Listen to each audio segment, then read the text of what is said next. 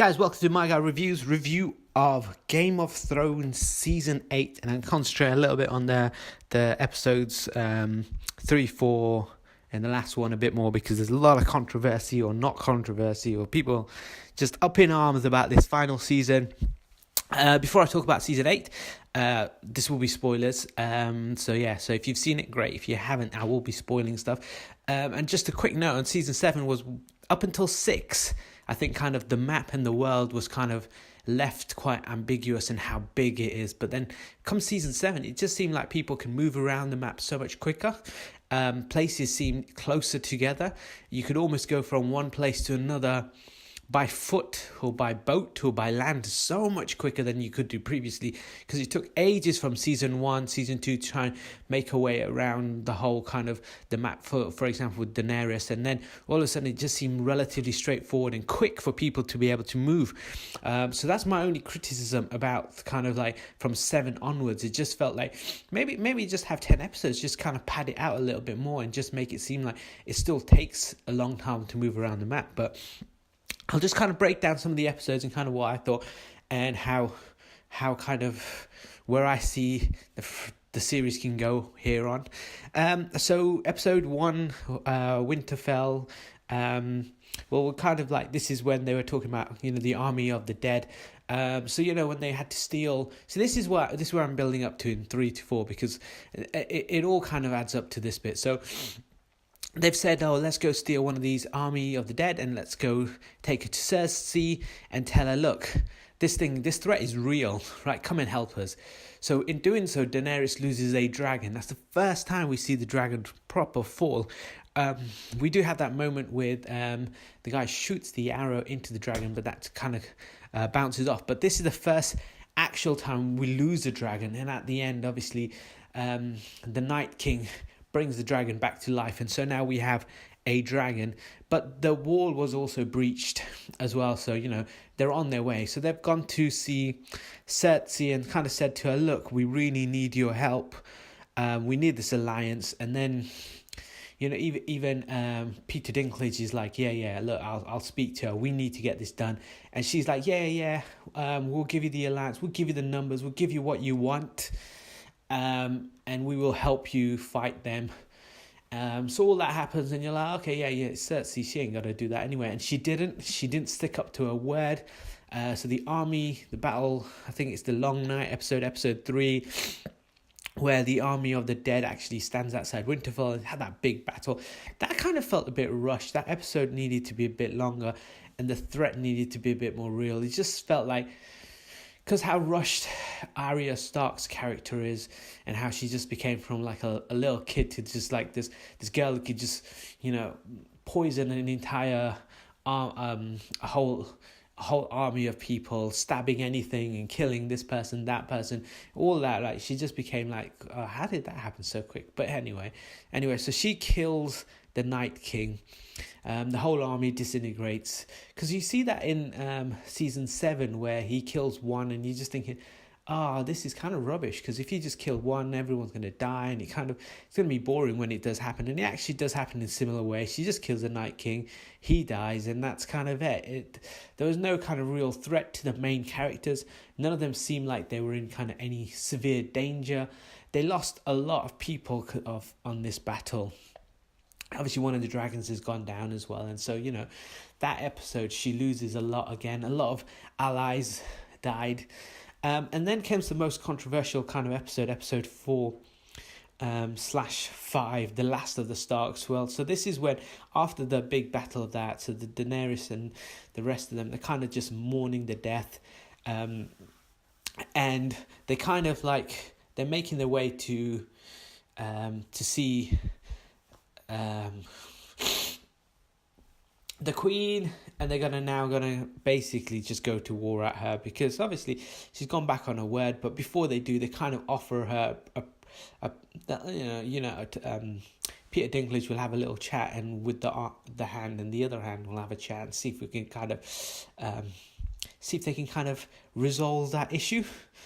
And then what they do is they all head down, and they're heading in the direction, and basically as they are making their way down, I think it's Regojol. Anyway, he destroys massive fleet, captures Miss Sandel, and kills a dragon as well. So now she's lost 2 kids.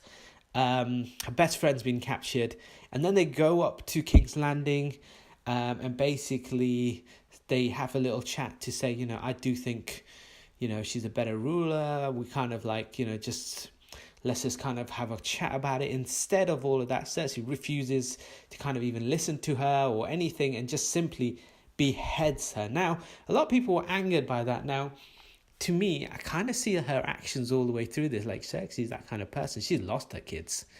She's got one in the bank, but she's lost all of her children. She got nothing else to kind of lose, really. And, this girl's trying to push up on her. She's done so much to keep this. So she is going to stop at nothing. And a lot of people found this point on controversial. And I'm just thinking, well, it's kind of like when it's all building up towards, this is what the moment would have been. Whatever happened at the end, I think people would have been unsatisfied. But for me, this kind of had to happen. And then the bells is where they attack the whole army, the dragons, the Unsullied. They all come in and they just start to attack. But basically, Cersei from the start had already said, right, we'll leave the gates open, let her come. If she comes, she got to kill all these innocent people. So she knew that that's what would happen. And by doing so, by actually beheading her best friend, kind of the only female confidant she ever had, like growing up, really, she's not had anyone who's been around that long. She's lost 2 of her kids as well, the dragons. She refers to them as kids. She can't have any more children. So that's the only thing she knows. She's only got one. And so when the bell rings, she's just like, no. I'm not going to let you off that easy. I've lost my best friend. I've lost my kids. So this doesn't end with this, you waving your white flag. This is retaliation. This is vengeance. And she burns the city down to the ground. And this is where a lot of people again turned off. And I'm like, well, I don't think you realize, like, if Jon Snow's best mate, the chubby boy, got killed and Jon Snow went crazy and lost his kids and they died in his arms, you'd be like, you know what, Jon Snow, you had every right to do that. But I don't know, is it just people don't like it? I think it was what had to happen. I think she had to go, and she had to just, there's so much rage that would have been built up inside you after all those things you've seen, that you have to absolutely destroy the city and, King's Landing and everyone inside of it, and just burn it down to the ground. It doesn't matter. And that kind of ends the whole kind of episode there, where the city's burning, and then we're into the kind of the final episode. So King's Landing is nearly destroyed, and they're executing all of the final kind of soldiers who've been captured by Daenerys' order. She's just like, I don't care, just get rid of them. Tyrion Lannister gets he throws his hand badge onto the floor, and she's like, well, basically you kind of define me by kind of letting your brother go away. And so she kind of says, well, I gotta imprison you for treason anyway and wait for execution. So he then speaks to Jon Snow, trying to convince her that, you know what, Jon Snow's like, yeah, but those kind of actions, that they have a little conversation about the actions and the just about it all, and he's saying, well, you could still be the ruler, but there's a lot more to it. And they were having the conversation, and it just seems like it's all doom and gloom at that point anyway. And Jon goes over and he stabs Daenerys to death. The dragon finds out. Dragon, obviously, he's the same blood. So the dragon's not going to kill him. Dragon just burns down the Iron Throne, picks up Daenerys and flies off. And that's the end of the dragon. But that's such a sad moment. The dragon's got these just needs a hug. Never once did she give him a hug. It's all he ever wanted. This big dragon just needs a cuddle. Anyway, so he flies off, and that's kind of the last we ever see of a dragon. And then it's kind of all just resolved. Nothing else happens. The Unsullied go off on their way. They start to create their own lands. They just have more roundtable chit-chats. I forget his name, but Cripple Boy becomes the king. And then Arya just goes, I'm going to go wherever there's no more map. I'm going to discover more things. Jon Snow goes back up north. and it kind of ended, and it's kind of boring. I just thought if something else had happened, maybe the dragon goes on a bit of a rampage and kills more Starks, kill more of the main characters, so there is no future to the show left. But now you've left it in a way that you can make more stories and spin-offs. So you could have the adventures of Arya, which I think is quite boring, or the adventures of Jon Snow. Again, he died, came back from the dead, so there's no stakes to any of this now. At least Dinklage and those guys are kind of sitting around talking about having a democratic election and kind of the change things there. And again, I don't know how interesting any of this world can be going forward if they do spin-off future stuff, and if they go back in time and do past stuff. We all know where it ended, so does it really... Everyone's sat on the throne, it's already spoken about, so does it really interest me, a prequel?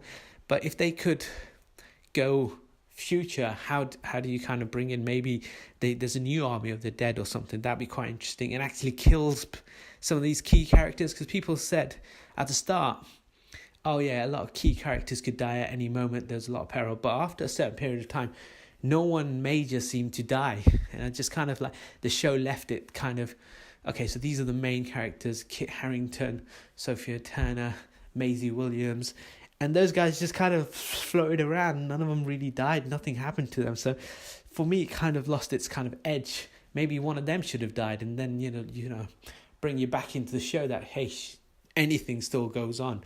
Overall, I don't think it's that controversial. I just thought the final bit where everyone kind of goes off was a bit boring. Seeing Daenerys being killed by her own nephew, I kind of saw that coming, I think.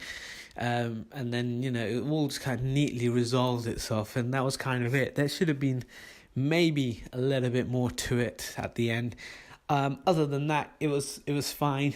I quite liked the other episodes leading up to that, because I could see where the characters were kind of changing a bit, like especially when it came to Khaleesi and what happened around her. So I quite liked all of those bits. I wouldn't redo that. I think the final episode maybe have a bit more to it, maybe kill off another character or two. It's the end, it doesn't matter, just do something different. Anyway, so Sansa becomes, I think, the Queen of the North. Arya goes to west of Westeros, I think it is, Castle Black. Jon rejoins Thingy and the Ghost, and they go off as well. So it's all just kind of neatly done. But yeah, overall, it's a fine season. It's not as strong as some of the others. I think it's only because the last episode I didn't like as much, the last kind of Lord of the Rings kind of ending style that they tried to do, which I don't think everyone can kind of pull off. But if you're invested in those characters, it works for you. But yeah, I think it's... But overall, yeah, it's a bit boring, the ending. I would have liked to have seen something more happen. Maybe another death, a surprise killing at the end would have been good. Tell me what you think. Hit me up with your likes and comments. And yeah, tell me what was so controversial about this season. Bye.